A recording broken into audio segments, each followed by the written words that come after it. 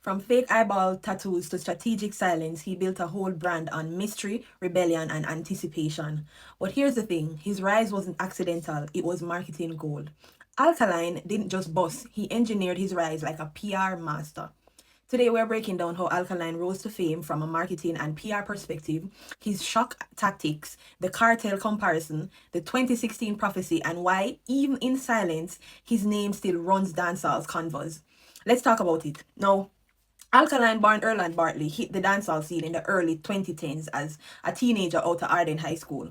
From the beginning, his brand was rooted in shock and awe. Him coming with him bleached skin, his gothic-like image, him eyeballs that were supposedly tattooed black, his dark lyrics about death, sex, and defiance. This wasn't normal for dancehall at the time. He was clean cut in dress but wild in image, and content a walking contradiction.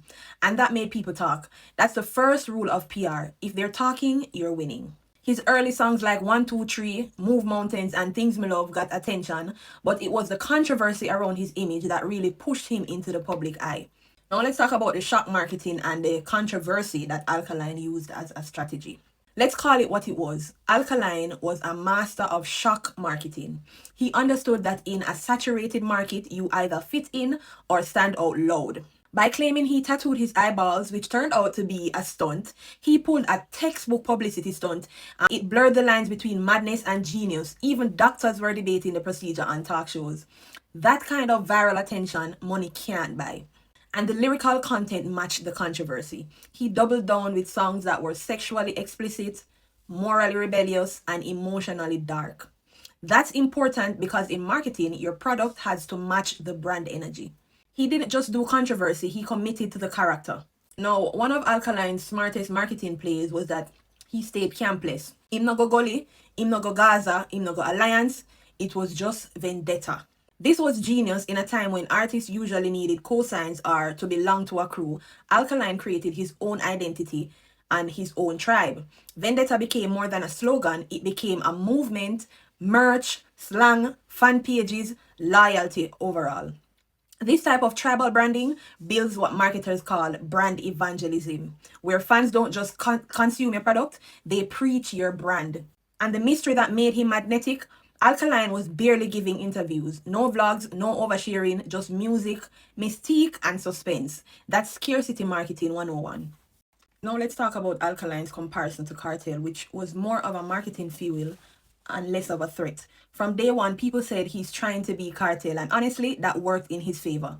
Think about it, Cartel is the goat of controversy and lyrical dominance. When people said Alkaline was like a goth Gaza, it made fans curious. It invited comparisons and controversy over who's better, and that's free promo. And I am probably one of the persons who is not afraid to say I am Gaza Vendetta. Say I am probably an endangered species because I think there's no way you can say Gaza and don't say Vendetta, and vice versa.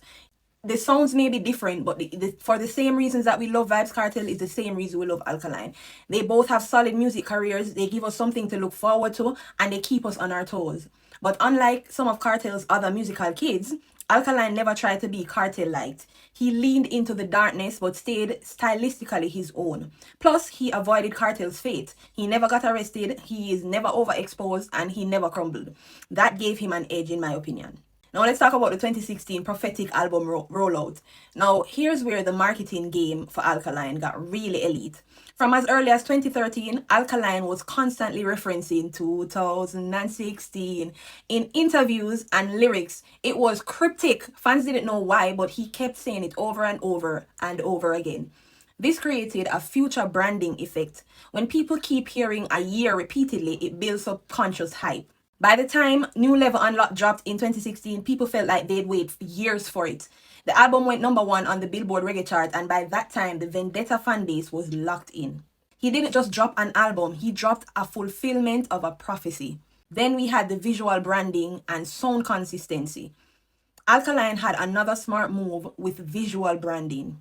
He stuck to the dark cinematic videos, the consistent cover art style. He controlled his image and didn't chase trends.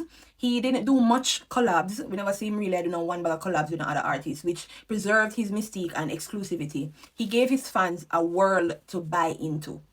From music videos to IG posts, his brand never broke character. It was consistent and controlled, just like one of them high-end luxury brandy. And musically, he never flooded the market like others. He dropped strategically, making each release feel like an event. Now Alkaline is in his reclusive era and he still has a loyal fan, a lasting fan loyalty. Now, let's talk about present day Alkaline. The man hardly posts, him hardly do no bugger interviews, him hardly dip on the blogs, no antics, but guess what? His fan base is still loyal. Why? Because Alkaline gave them more than songs. He gave them an identity, a movement, a belief system. Vendetta is more than music, it's a mindset. Plus, Alkaline had a young audience who basically grew up on his music and are still in awe of it, much like how some of the older audience can attest to Vybz Kartel's stardom. And then you have people like me who had the privilege to have experienced both in my prime. Yeah, and a lot of people will say, every time when I call Cartel name, I have to call Alkaline, and always I compare Alkaline to Cartel, and there's no similarities, right? The fans will always say that for both. But if we're not going to compare the artists, let us compare the fans. Right? Because the two set of fans them we cannot deny have the same type of cadence.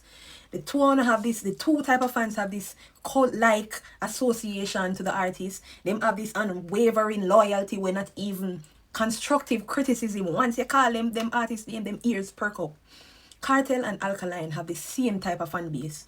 You get what I say? And the same type of, the fans have the same kind of characteristics when you think about how them go hard for the DJ them. Because if you look on even now where Alkaline has become reclusive and you know some people are saying fall off and you need to go find a hit song and really blah blah blah.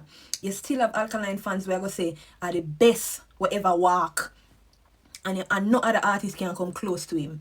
Cartel and Alkaline have the same type of fans. There's no way you can say, oh, I love Gaza, but you don't love Vendetta. Or you love Vendetta, but you don't love Gaza. Alkaline and Cartel, younger Gen Z brother. You know what I say? The two of them have the same type of temperament. The two of them have the same swag in terms of how they relate to the media and how they have created a lane for themselves in terms of how them make them fans feel about them. In a sense where you cannot deny that they have similarities for real. But Alkaline's older music still gets views because his name still trends when mentioned. And fans still act like him just bust yesterday. That's because his brand equity is still high. He made himself larger than the moment. And here's my final breakdown. Alkaline didn't just become famous, he marketed his way into history. Now let's recap. Him have the shock tactics, dependent brand building. He had the long-term album hype, 2016 New Level Unlock. We cannot deny it. Everybody will still talk about that for years past. He had the comparison PR with Cartel, and he had mystery and scarcity. That equals power. He may not drop as frequently as others, but the impact of his marketing playbook is undeniable. In the business of image, perception, and branding, Alkaline is a case study. UK right now that I just seen is sold out. All who want to talk and say him this and him that and him need to go find a hit song. Him all song them a sellout show. Guys, tag a Vendetta fan who needs to hear this. Comment if you think Alkaline is still relevant or if the hype is gone. But one thing's for sure, Alkaline knew exactly what he was doing. Them they want me here, leave me alone, no like muck here. Just go fit to the job, I want me done get the fuck out of here. Me live me young life without no fear. And if me go away, tell my fans them no cry, no tear. Me legacy will never die, I swear. Never